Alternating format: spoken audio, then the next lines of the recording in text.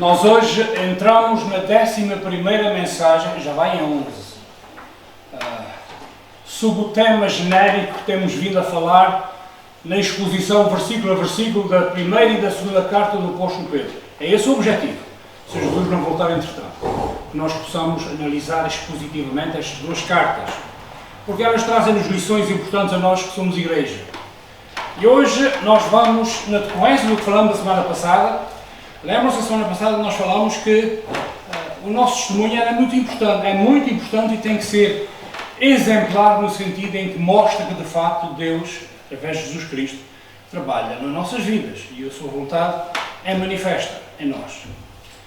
E hoje vamos continuar no capítulo 2, versículos 13 a 17 da primeira carta de Pedro, e vamos falar daquilo a que somos chamados a fazer, isto é, como é que os cristãos, que o apóstolo Pedro define nesta carta como sendo estrangeiros e peregrinos no sítio onde viviam naquela época, como é que os cristãos, perante o escrutínio das autoridades, dos outros cidadãos do Império Romano, dos outros pagãos, como é que os cristãos puderam calar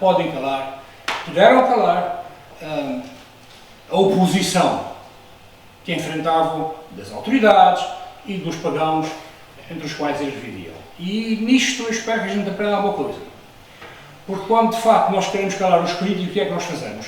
Eu, Sérgio Paulo, o que é que eu faço? Grito mais alto que eles, limpinho. É isso que nós fazemos. Quando queremos que nos ouçam, a gente grita. Mas curiosamente o apóstolo Pedro diz para não fazermos isso. Disse aos irmãos naquela altura, e se calhar está a dizer a nós também, como podemos calar os críticos por meio de uma coisa chamada submissão. Não é os outros, mas sim a Cristo. Vamos abrir então as nossas Bíblias e vamos ler estes versículos. Podem seguir aqui no nosso texto, na versão corrigida e fiel. E diz assim a palavra do Senhor: sujeitai-vos, pois, a toda ordenação humana, por amor do Senhor, quer ao rei como superior, quer aos governadores como por ele enviados para castigo dos malfeitores e para louvor dos que fazem o bem. Porque assim é a vontade de Deus, que fazendo bem, tapeis a boca à ignorância dos homens insensatos, como livres e não tendo a liberdade por cobertura da malícia, mas como servos de Deus.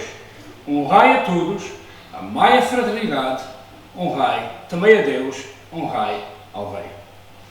Senhor, permite que nós, através da ação do Teu Espírito, possamos compreender a dificuldade da Tua Palavra que muitas vezes nos interpela e nos diz que aquilo que fazemos está errado, Senhor. Ajuda-nos a compreender o Teu plano e a Tua vontade e a submeter-nos a ela. Pela ação poderosa do Teu Espírito em Jesus Cristo nós pedimos. Amém. Eu sei que alguns de vocês não gostam de introduções históricas, mas eu vou ter que fazer uma, tá bom? Isso é para a minha mulher que não gosta. E a história é muito simples, porque é isso que nos permite compreender essa questão. Quando o apóstolo Pedro escreve essas cartas, a primeira nomeadamente entre os anos 64 ou 66 depois de Cristo, ele escreve aquelas igrejas que nós vimos logo no início. As igrejas de Cristo estavam na Bitínia, na Ásia Menor, a atual Turquia, está bem?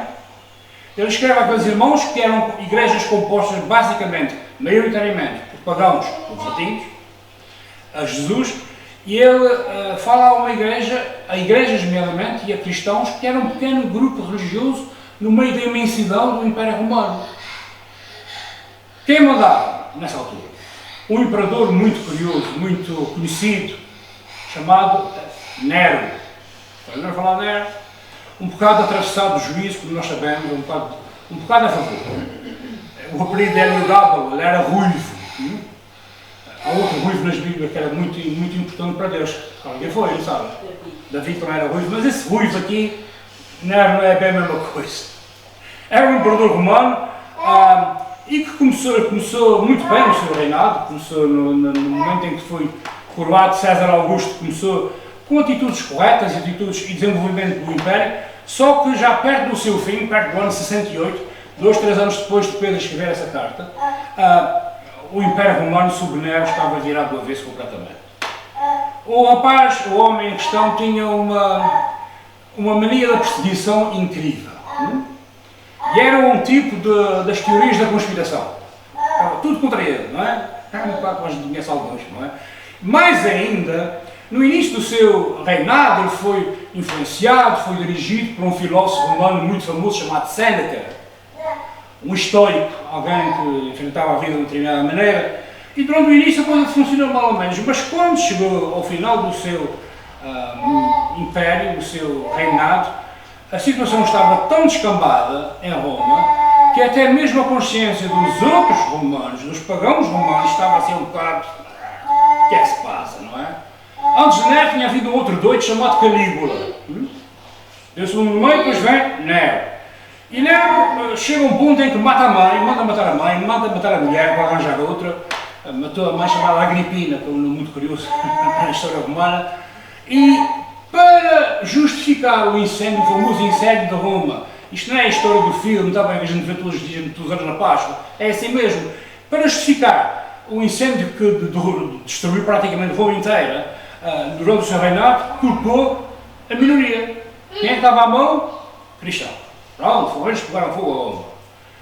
E os seus últimos anos foram tão marcados por imoralidade e violência grosseiras que ele até mandou matar o seu conselheiro, Sêneca, o filósofo. Não descansou quando não limpou toda a gente. E finalmente matou-se a si mesmo. Assim que tem piada, não é? Matou os outros, matou-se a si, cometeu suicídio e produziu uma célebre expressão que ainda hoje em dia em latim, nós quando estudávamos latim, lembrávamos sempre dela, disse qualis artifex praeo, que artista morre comigo. Era um bocado doido e convencido que cantava muito bem. E era um grande poeta. Pronto. E quando morreu, quando enfiou a espada, disse, ai que artista que morre aqui agora. Ai que desgraça. Já tinha feito mal tudo, não é? E é importante nós lembrarmos que a seguir a ele veio outro que seria um grande imperador romano chamado Cláudio, não é? Que até era manco e gaguejava, mas tornou-se um dos grandes imperadores romanos. É importante nós relembrarmos essa história toda porque esse é o mundo em que o apóstolo Pedro está escrevendo aos irmãos da Ásia Menor. O mundo reativo, contrário aos cristãos. E nós temos que fazer isso para entendermos uma coisa. O Evangelho não foi pregado no vácuo, na estratosfera, foi na situação concreta das pessoas. O Evangelho é anunciado, a ética cristã, a moral cristã é ensinada no concreto das situações. E aliás, é tão curioso que isto seja assim que há muita gente que refere, alguns pensadores que até referem, que o mundo em que nós vivemos hoje em dia está a se assemelhar muito ao tempo do mundo de Nero. A coisa está muito semelhante no descambar, na perca de valores e na confusão instalada que nós estamos a assistir. E portanto nós temos que compreender as Escrituras no seu contexto, para depois já aplicarmos claramente ao nosso próprio contexto. Olhando para a Palavra de Deus, que é isso que é importante e não a história, o que é que nós vemos nos dois primeiros versículos? Vemos duas ordens, algumas ordens do apóstolo Pedro, nomeadamente, sujeitai-vos, pois, a toda a ordenação humana, por amor do Senhor, quer ao rei como superior, quer aos governadores como por ele enviados para castigo dos malfeitores e para louvor dos que fazem o bem. O mundo em que o apóstolo Pedro escreve não é tão diferente do nosso ponto de vista. Basta ler um jornal hoje em dia, basta ver a televisão, basta ver um canal social, dos meios de comunicação sociais ou mesmo das redes sociais. E o que é que nós vemos? Confusão instalada a um alto grau. Vemos rebeliões em todo lado e mais alguns. E coisa curiosa, vemos, por exemplo, agora na América está aquela tendência de ocupar universidades e discutir por causa da Palestina, não é? Que fica um bocado longe. Mas a questão não é essa, não está em questão de apoiar ou não a Palestina, a questão está em que nas universidades o que se devia fazer era produzir reflexão que pudesse convencer, não necessariamente andar à trolha com a polícia, perceberam? Nas universidades os estudantes já não discutem, já não produzem reflexão científica. Hoje em dia o que grita mais é que é ouvido, portanto, o que fizer mais em frente é que vai ser ouvido. E o que é que a gente vê hoje em dia? Vê nas universidades grito, é quase um concurso de gritos, não é? Quem é que ganha?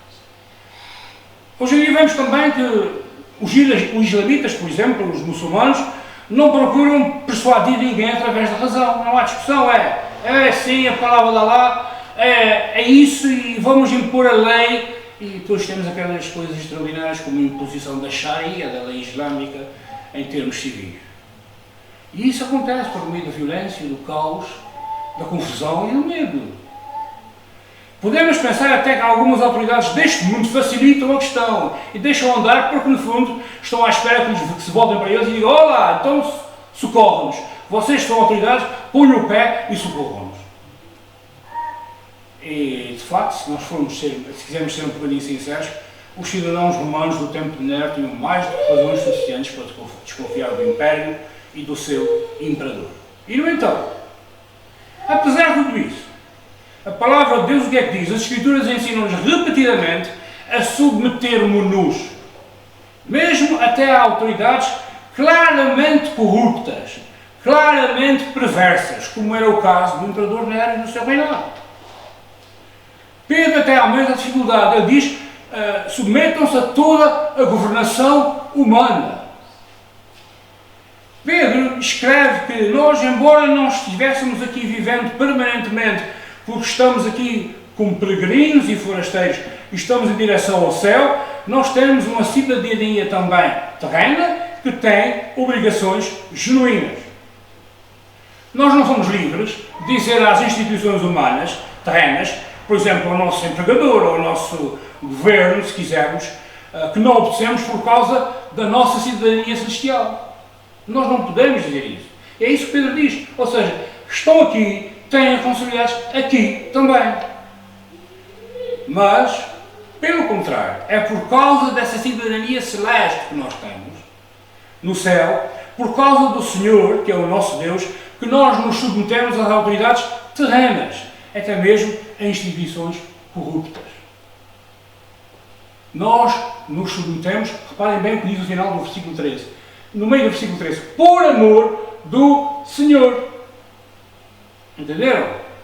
Nós fazemos isso não porque nos apetece, mas sim por amor do Senhor. E este é um ensino difícil, honestamente.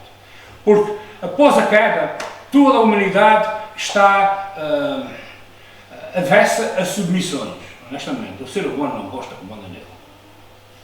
E depois da queda, por natureza, o que é que a palavra de Deus? Nós somos rebeldes. O nosso impulso natural é resistir a qualquer autoridade, além do nosso intelecto, da nossa inteligência, da nossa vontade, das nossas afeições. E é por isso que Pedro insiste no assunto. Nós devemos nos submeter ao imperador, ao rei, não porque eles sejam excepcionais, mas porque é essa a vontade do nosso Deus. Afinal, que escolha é que tem um cidadão? Ou tinha um cidadão no tempo de Pedro? Sob Nero, o cidadão comum do Império Romano tinha de se submeter ou então enfrentava consequências terríveis. Mais uma vez, nós vemos Pedro a intensificar o ensino. Ele até fala de governadores, para no versículo 14. Já não é o imperador, são os governadores, os que estão abaixo. Ou seja, a submissão é a vários níveis, não é só para uns, para a figura máxima. Imagina nós, cristãos, a submetermos a um cínico como Pôncio Pilatos. Não tem muita piada, tem. O que a gente queria fazer era dar um chute no Pôncio Pilatos, mas não é aquilo que Deus deseja. E, portanto, nós estamos perante aquilo que é quase contra a nossa natureza, como cristãos. Pilatos era um funcionário civil, um oficial civil do Império. E é o tipo exato de pessoa que nós não gostaríamos de prestar atenção. Porque, de facto, ele era aquela de lavar as mãos não teve da possibilidade, não é? Mas pronto. A função, como diz o apóstolo Paulo, a função do magistrado civil está em Romanos capítulo 13, e como diz aqui o apóstolo Pedro, qual é a função dessa autoridade civil?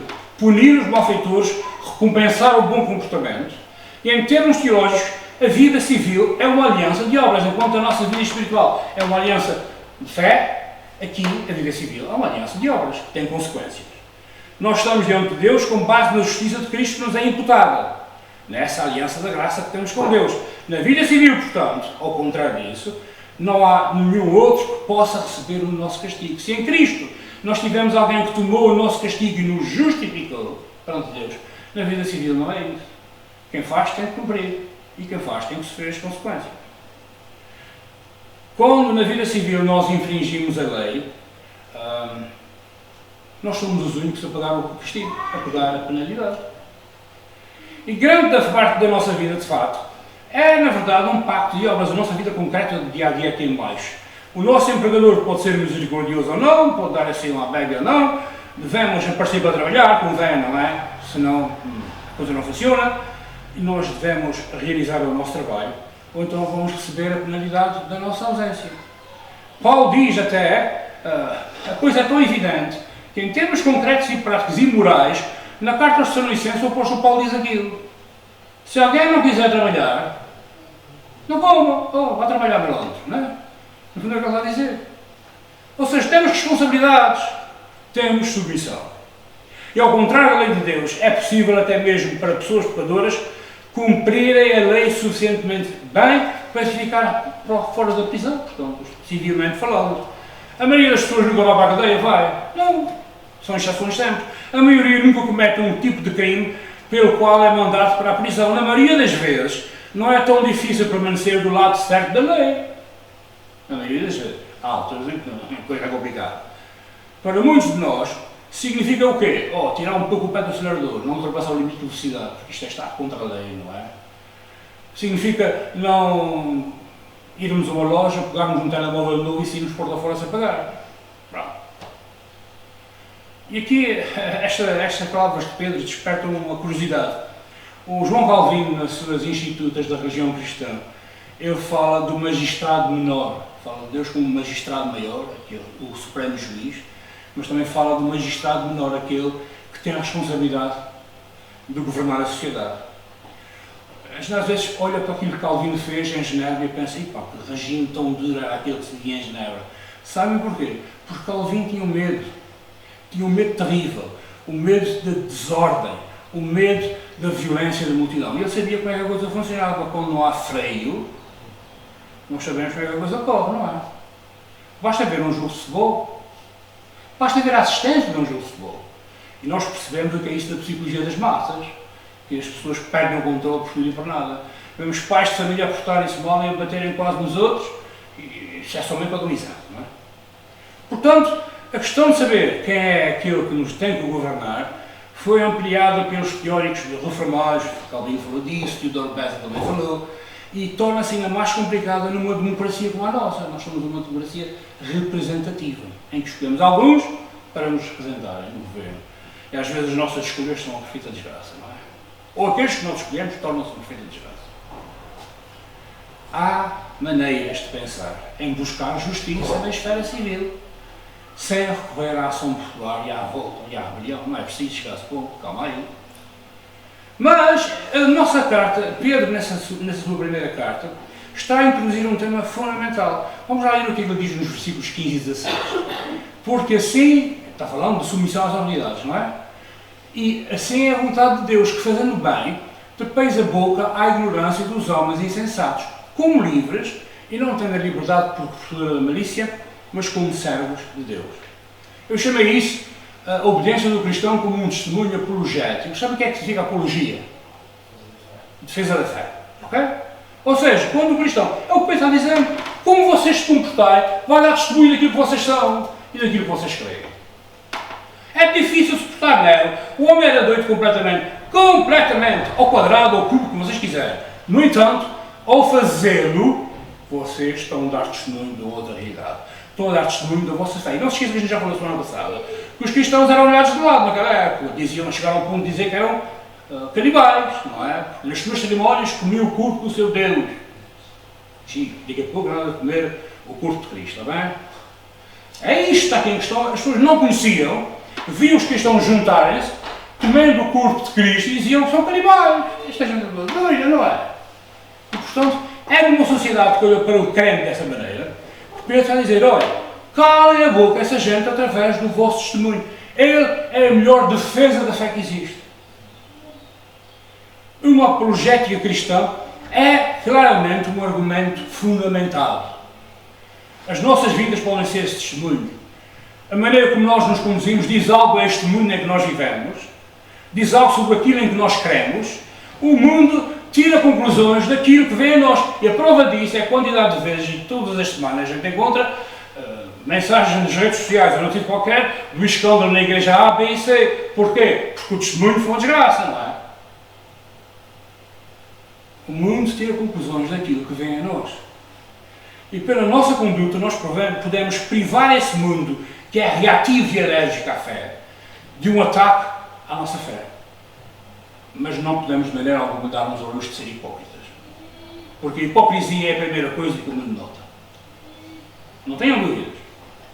Na sua misteriosa providência, Deus às vezes até coloca sobre nós governantes injustos. Às vezes através de uma eleição, quem sabe, acontece muitas vezes, não é?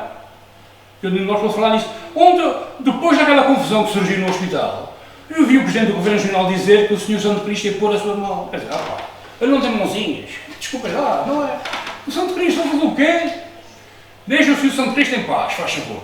Porque não é ele que faz o problema do Hospital do Divino Espírito Santo, de maneira nenhuma. Ou seja, a providência do Senhor é um problema do nosso Deus, Ele dá.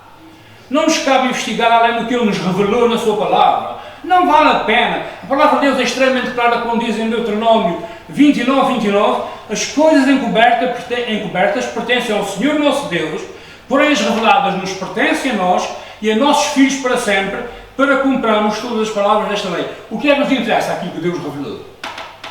Se Ele diz para assim, já basta, não vale a pena inventar e entrar em parafuso. A vontade moral de Deus ficou claramente revelada aqui nestes versículos. Isto é uma coisa incrível, este texto, que está no Antigo Testamento, é um texto lapidar.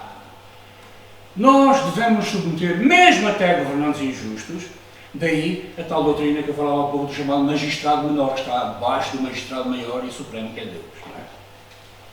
Nós devemos fazer o bem com a intenção e com o resultado de silenciar os críticos da nossa fé. O verbo que Pedro usa aqui também é usado às vezes nas Escrituras e na literatura grega clássica como sendo um gesto de amarrar a boca ao boi. É amordaçar, estão a perceber? O nosso testemunho amordaça. E aqui significa calar a boca para que não possa atacar a nossa fé, apontando para a nossa hipocrisia. Quando nós violamos a lei de Deus, especialmente no domínio do civil, onde os pagãos estão sempre com o olho em cima, não é?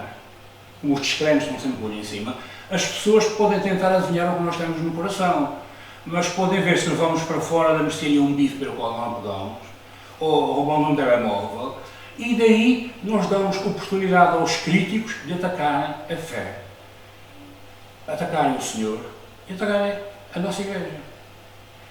Um dos argumentos mais eficazes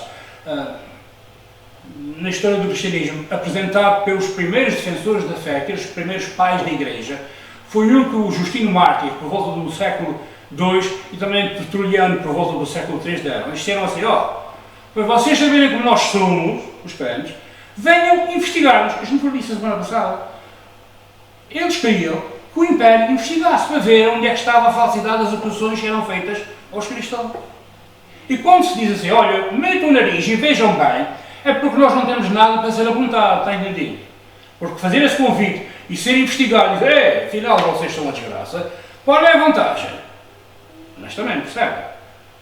Portanto, eles argumentavam, Justino Mártir, Tertuliano, os primeiros pais da Igreja, faziam convites sistemáticos às autoridades pagãs para investigarem a vida dos cristãos, para verem eles próprios como eram os cristãos. E eles diziam mesmo, nós somos inocentes perante o Estado, somos inocentes perante o Império, somos inocentes perante a lei civil. E somos inocentes dessas mentiras que dizem sobre nós. E se vocês nos investigarem, vão ver que isso que se diz de nós é mentira. Além disso, quer Justino, quer Tertuliano, diziam, olha, se as autoridades descobrirem que um cristão viola a lei civil, tal cristão tem de ser punido de acordo com a lei civil. Claro. Essa história de saber de pedofilia e não dizer nada a ninguém, não tem cabimento, é uma ofensa. E a gente sabe que a Igreja Militar o que fez muitas vezes, não foi? Debaixo do tapete. Não se diz, que não se fala, então não existe, não é? E lembramos que as pessoas a quem Pedro está a dizer que nós nos devemos submeter eram pagãos. E ele até lhes chama ignorantes e insensatos. Não eram figuras que eram gente que não valia a mesma pena. E ele diz, submetam-se a eles, calem-lhes a boca. E portanto, os cristãos no início, tal como Pedro estava a dizer, era no início a dizer, nós somos diferentes. E nós queremos ter o direito de ser diferentes, de cultuar de maneira diferente. Isso não faz de nós maus cidadãos. Não posso dizer de nós maus cidadãos. O que é que o Estado queria? O Império queria que que os cristãos jurassem por César e dissessem César é o Senhor. E vocês sabem a quantidade de gente que recusou fazer isso. Porque, para nós, na fé só há um Senhor, e esse é Jesus. E, portanto, ele caracteriza esses senhores, essas autoridades como ignorantes e insensatas. Ele diz que os cristãos, nesse caso, não podem dizer isso, não podem renunciar a Cristo. Lembram-se o que é que o mesmo Pedro disse em Atos dos Apóstolos quando foi confrontado com o Sinédrio? O que é que ele disse?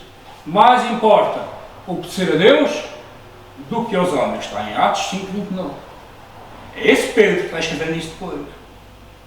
E, portanto, nesses casos nós vamos enfrentar problemas, vamos enfrentar perseguição, vamos ser punidos civilmente por nos recusarmos a realizar ou dizer coisas idólatras. Imaginem, agora havia uma lei que em São Miguel, no dia da procissão de São de Cristo, toda a gente tinha que ir para a procissão. Eu não ia, mas imaginem se fosse uma lei civil, tinha penalidades associadas, não é? É isso. Nós somos livres. E isso queria o apóstolo Pedro que os seus irmãos lá da Ásia Menor entendessem. Como livres, não devemos, no entanto, usar essa liberdade como licença ou pretexto para a imoralidade. Pelo contrário, embora sejamos livres, nós vivemos voluntariamente como escravos, como servos, como duros, por causa do Evangelho, por causa do reino de Deus, por causa de Cristo. Nós somos livres para nos submetermos porque a nossa autoimagem, o nosso valor próprio, não depende da aprovação dos outros que não creem, mas depende da aprovação única de Deus. E essa é a maior liberdade. Quem nos analisa e quem nos valida é Deus. E essa aprovação foi conquistada por nós, para nós, por meio de Cristo. E nos foi dada gratuitamente por causa de Cristo, por meio da graça, por meio da fé. Finalmente, versículo 17. Honra, amor e medo. Temor, não é? Não o que Pedro diz, honrai a todos, amai a fraternidade, temei a Deus, honrai ao Rei. Ele termina a passagem como começou, honrar. Ao nos submetermos a todas as instituições humanas, nós honramos a todos. E neste sentido, nós não respeitamos as pessoas, ou seja, não tratamos os socialmente mais importantes de forma diferente daqueles que são menos importantes socialmente, porque nós não vemos as pessoas como degraus da nossa subida, da nossa ascensão. Não é? Os outros não são isso para nós. Vemos a todos como companheiros, portadores da imagem e como potenciais irmãos ou irmãs em Cristo. É o que nos leva domingo para as laranjeiras. Se eu não valorizar aqueles a quem fomos anunciar a palavra, o que é que eu vou lá fazer? São inferiores, têm montes de problemas, muita droga, muita coisa. Não é verdade. Mas não é nisso. Nós sabemos que Deus vai trazer quem quiser à fé que salva. Nós sabemos que, acima de tudo, nós devemos olhar para esses outros como aqueles que são nossos potenciais irmãos e irmãs em Cristo. Honramos a todos, mas amamos os nossos irmãos e irmãs em Cristo. Há uma pequena diferença. Temos um relacionamento com eles diferente daquilo que temos com o mundo incrédulo. Como, aliás, deve ser. Nós não estamos neste mundo. Nós estamos no mundo, mas não somos do mundo. Não foi Jesus que disse. Consideramos os nossos irmãos em Cristo como aqueles a quem Deus amou desde toda a eternidade, porque em Cristo deu a sua vida, assim como deu por nós. E se são amados por Deus em Cristo, se são adotados por Deus em Cristo, se têm o Espírito Santo, como é que nós não os podemos amar? Estão no mesmo patamar que nós.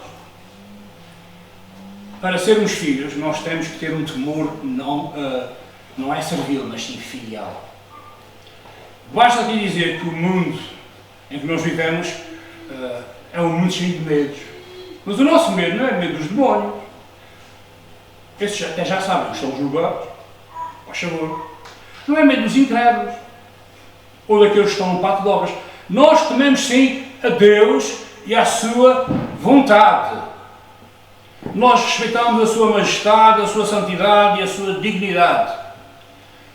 E tendemos a oscilar entre a familiaridade. Nós temos uma tendência como seres humanos. Somos muito iguaizinhos e às vezes já tratamos Deus como se fosse aquele amigo pessoal ali ao lado. Não é? A coisa não é assim. Ele é Deus e nós não somos. Ele é o Criador e nós somos a criatura. Espera aí. Pedro, o que quer dizer é que nós devemos quando se lê ali temer a Deus, temos que ter de Deus um respeito saudável e apropriado.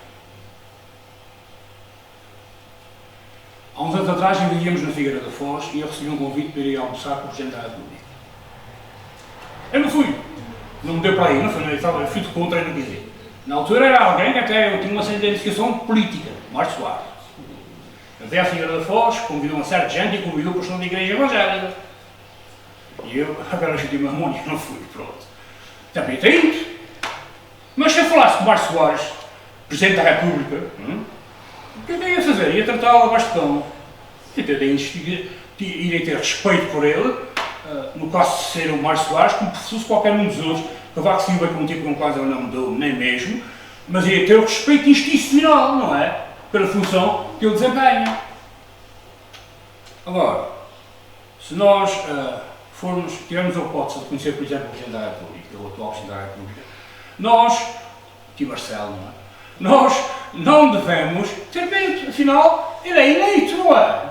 E tem um povo de lá que não o tira, não tem crise. É difícil mesmo para contar.